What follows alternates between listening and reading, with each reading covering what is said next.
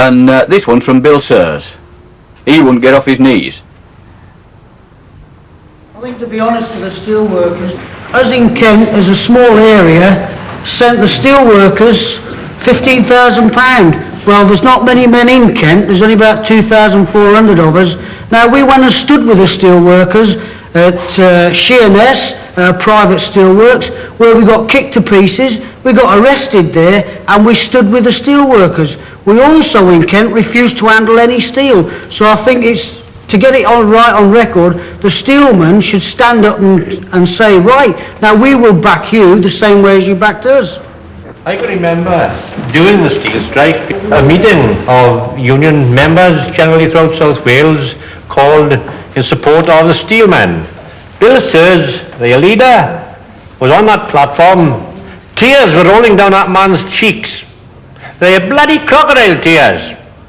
He was in tears then, overwhelmed, as he said, at the support he received from the miners and the other sections of the community in South Wales. And he had the cheek to take a miner's lamp off our president. Yes.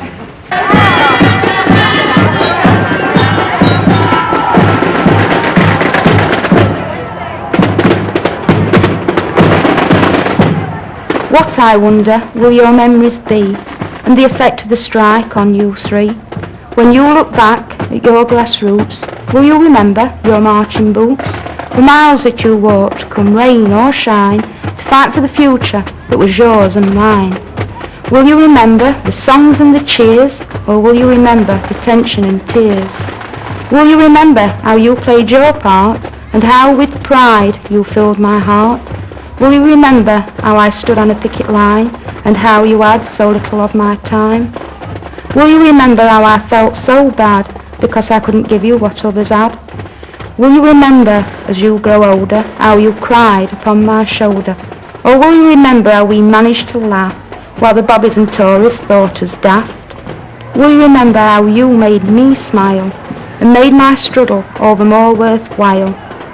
But will you remember the principles and traditions I've taught, or in vain have I fought? The miners were marching, we were all set to go, with banners being held, some were high, some were low. We walked every step to the beat of the band, and buckets were held in some supporters' hands. We marched and we marched for quite a long way, and came to a field where they asked us to stay. Men were on platforms, all ready to shout, telling the people what it was about. They were talking of closures and shortage of coal, and how all the people want work and not dole. Then we went in the club to have something to eat. There were biscuits and crisps and sandwiches, meat. On slides and on roundabouts, swings with a jerk. Maybe tomorrow our fathers will work.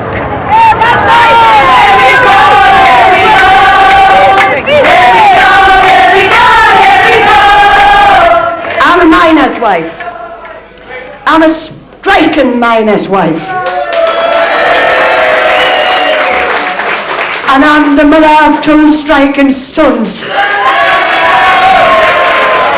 And I'll tell you something else, I'm proud of the lot of them. If anybody had told me last year that I would be going around the country, marching, going to conferences, speaking in front of people like this, I would have thought they were stark, raving mad. But this strike in 1984 got more than me motivated. We knew what the men were doing was right, and so the women rose, and I saw Carol briefly as she came on the stage, and more power to you, Elder Carol, because women have risen up into and formed themselves and organised themselves and will never ever be the same again. Not ever when this is won will never be the same again. Because win it, we win. Because we won't let the men lose. Maggie Thatcher's an iron lady. What a bloody pity. There's some iron ladies in the northeast of England.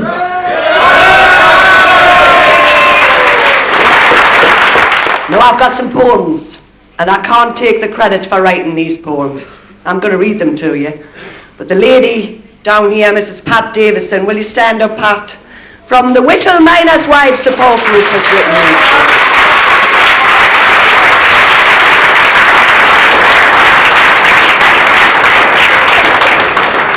written. In Nottingham, those strikers' wives have had a hell of a time. Now here's a tale for all to hear of wives of the strike-hit miner. Search the country far and wide, but you will meet none finer. Not for them the mopish life, staying home and crying, or sitting back while others fight, their part in this battle denying. As living gets tougher, we tighten our belts and despair of the work to be done. We remember your courage, our sisters and nuts, and you give us the will to go on. No mercy is shown you, no peace ever given. Your lives must be one living hell.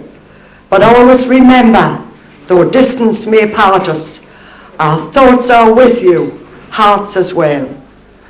When years have rolled by, we'll sit and remember this struggle, our jobs to protect. We'll tell them with pride how the Nottingham wives wholeheartedly earned our respect. Husbands and children, hold up your head, walk tall, look all straight in the eye, for the tale of your courage through these bitter times will live on and shall never die.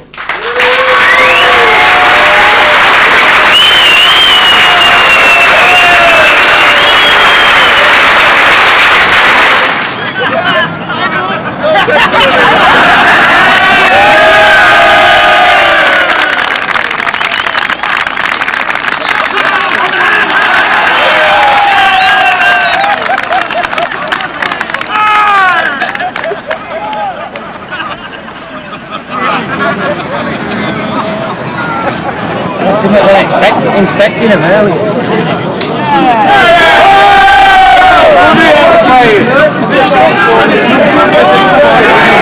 The people realize through a very hard period of time that the police is not neutral. That is a very important. The police have been shown to the British people that it's not neutral when the working class decided to fight for their rights. The day what we call Black Friday, Easton was invaded by police all weekend, even on the night time, patrols all up the street. The pit was guarded 24 hours a day. On Tuesday, on the morning, Easton, the colliery was sealed off completely. From Easton village was sealed off, everybody was stopped. You weren't allowed to come in even if you worked at the shops or anything like that. You had to walk in. Horden was blocked off, you couldn't get in that way. There was even people ordered off public transport, were made to get off the buses. I've never seen anything like it in my life. I was absolutely terrified. I came down on the morning with 2 children in the car, and it was just, I mean, the streets were absolutely lined with police vans, Land Rovers, and they were full of police. Then the pavements were lined with police. Then the day after, I was trying to get up the main street in my car, and the police just came from nowhere. The whole street was full of police.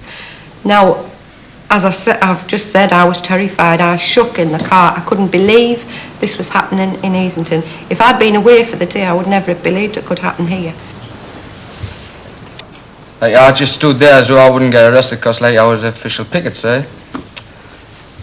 Anyhow, when I said them, like, run for us, I tried to get over the wall, and I couldn't get over, and they're, like, dragging us, like, pulling us away down from the wall.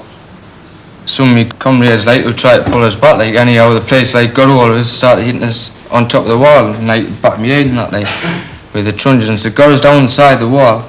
All the pickets are getting over the other side, and I was there with the place, like, and they just breathed hell out of us, like.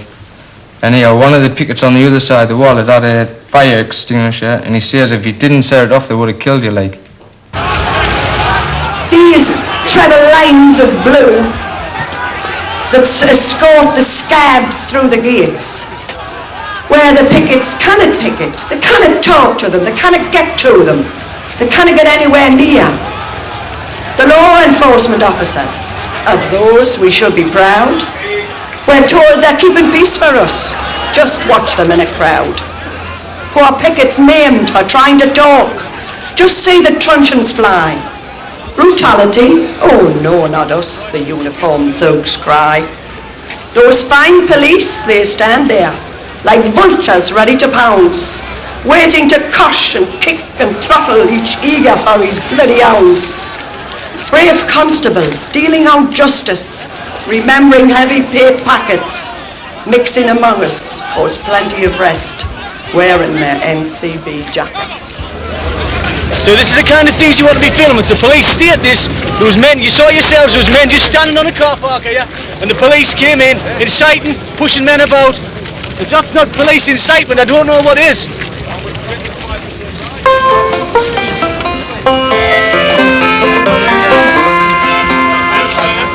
If there's anyone there has a moment to spare and can give undivided attention, I'd be grateful if you'd give a minute or two and consider some points I would mention. There are slanderous tongues always ready to wrong and murder the fine reputation of the lads with big feet who by pounding the beat are protecting the peace of the nation. There are short-sighted folks who insist that these blokes are just uniformed masters of thuggery. There can be no dispute if they didn't put the boot in, the country would all go to buggery. So try and keep calm when they're twisting your arm or planting a fist in your gob. When they're giving you hell in a cold prison cell, they're only just doing their job. When Hitler and co. were running the show, assisted by Germany's coppers, if a nose was too big or a mind was too active, its owner was sure of the chopper. Socialists, communists, Jews and trade unionists landed up dead or in quad. And the police were in there, of course, doing their share. Oh, but they were just doing their job. If you're black or just brown, if you're jobless and down, if you speak for a world which is saner, if you stand up and fight for what's yours by right, if you're an anti-nuclear campaigner, remember the chap in the comical hat is one of humanity's crosses. Wherever there's trouble, whatever the struggle, he'll be on the side of the bosses.